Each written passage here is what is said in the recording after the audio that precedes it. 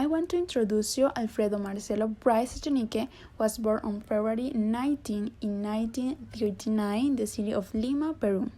Through his novels and short stories, Bryce Echenique has created one of the most original narrative universes of Spanish language literature of the late 20th and early 21st centuries, and is one of the most widely translated Hispanic American authors today.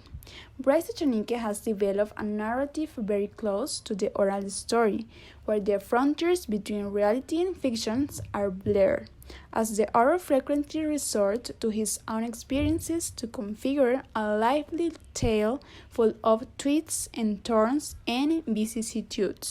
Alfredo Marcelo Bryce Echenique nació el 19 de febrero de 1939 en la ciudad de Lima, Perú. A través de sus novelas y relatos, Bryce Echenique ha creado uno de los universos narrativos más originales de la literatura en español de finales del siglo XX y principios del siglo XXI, siendo uno de los autores hispanoamericanos actuales más traducidos. Bryce Echenique ha desarrollado una narrativa muy próxima al cuento oral, donde se difuminan las fronteras entre realidad y ficción, pues el autor recurre frecuentemente a sus propias experiencias para configurar un relato vivo y plagado de giros y peripecias. Él nació en una familia cómoda perteneciente a la oligarquía limeña, tataranieto de uno de los presidentes de la República. Fue criado en un ambiente euperizante con vastas bibliotecas privadas de autores casi exclusivamente europeos. Es uno de los mayores exponentes de la literatura latinoamericana. Alfredo Bryce Echenique estudió Derecho para complacer a su padre, pero finalmente viajó a París a pesar de la oposición de este. Sale del Perú en el año 1964 con el deseo de ser escritor, por eso siente la necesidad de salir de su país para lograrlo. Bryce es un doctor en letras por la Universidad de San Marcos. Como lo mencioné anteriormente, en 1964 se trasladó a Europa, donde vivió en Francia, Italia, Grecia, Alemania y España, para regresar de nuevo a su Perú natal, donde reside actualmente.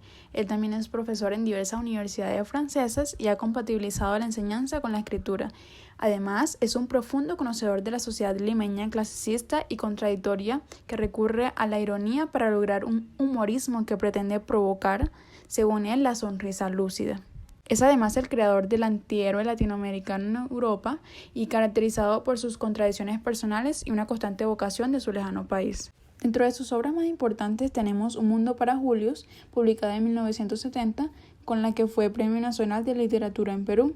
Julio es un niño inteligente, sensible y solitario que crece en una mansión familiar de Lima rodeado de sirvientes, hermanos y de su madre viuda. La posición acomodada de su familia contrasta con la difícil vida de criados, cocineros y niñera, cuya realidad no escapa de la intuitiva mirada de Julius. El segundo matrimonio de su madre, la ausencia de su hermana, el familiar más cercano de Julius y el cambio de colegio suponen el salto definitivo del protagonista a un nuevo mundo lejos de la infancia. Es un libro de retrato de contrastes de realidades, los personajes perdidos en un mundo extraño y el humor fino, mezclado con una melancolía que puebla el fondo de muchos de sus textos.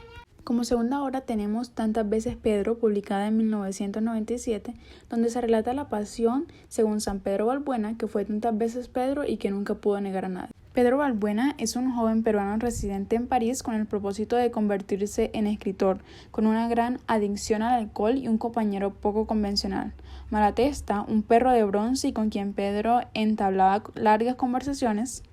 Pedro no pudo contener por mucho tiempo una relación sentimental estable con ninguna mujer, pues vivía estancado por su amor ideal con Sophie, hecho que termina por desesperar a sus compañeras sentimentales Virginia y Beatriz, entre las más resaltantes, que lo terminan abandonando.